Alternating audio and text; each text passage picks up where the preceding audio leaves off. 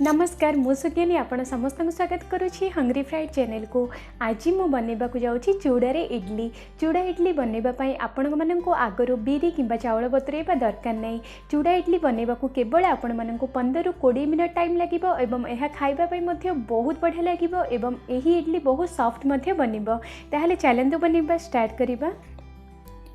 चूड़ा इडली बनइबा पई मु गोटे कप चूड़ा नै जाइछि एवं आपण मैंने देखु मु ये मोटा चूड़ाटा नहीं।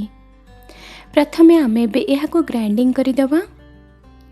आपण मैंने देखु मु दरदरा करके ग्राइंड करी। एबे आमे एहाकु गोटे मिक्सिंग बाउल को काढ़ी नबा। एबे मु सही चूड़ा गुंडारे ऐड करी देउछि गोटे कप दही एवं एहाकु भल भाबरे मिक्स करी देउछि। एठी मु गोटे कप चूड़ा को गोटे कप दही नहीं। आपण मैंने देखु मु एहाकु भल भाबरे मिक्स कर सारे। एबे मु एठी ऐड कर देउछि 1.5 कप इडली सुजी। एबे मु एहाकु पुणी थरे टिके भल भाबरे मिक्स कर देउछि।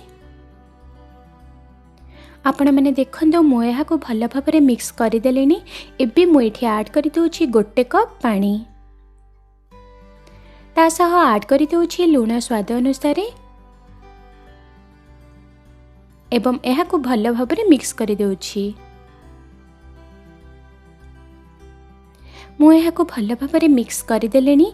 एबे आमे एहाकु कवर करिकि 20 रु 30 मिनिट जाय छाडी दबा।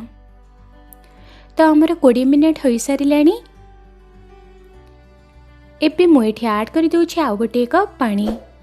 इडली बनइबा पई जेतिकी बेटर दरकार आपण सेतिकी जाई पानी ऐड करिवे। एबे मु एहाकु भल भाबरे मिक्स करि देउछि। एबे मु एठी ऐड करि देउछि आउ आधा कप पानी एवं एहाकु भल भाबरे मिक्स करि देउछि। तो मु एहाकु भल भाबरे मिक्स करि देलेनी।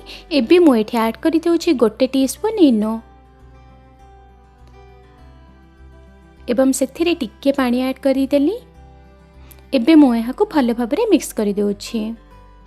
तो आपण माने देखंतु हमर इडली बैटर बनेकी रेडी होई गला। ताहले चलंतु आमे एबे इडली सिझेबा। मु इडली छांचरे ऐड करि देउछि इडली बैटर को। एबे आमे एहाकु 10 रु 15 मिनिट जे स्टीम करि दबा। तो आमर 15 मिनिट हो सारे एवं आमर चूड़ा इडली मध्य बनिकी रेडी हो जाइछि। ताहले चलंतु आमे बे एहाको काढ़ी नबा।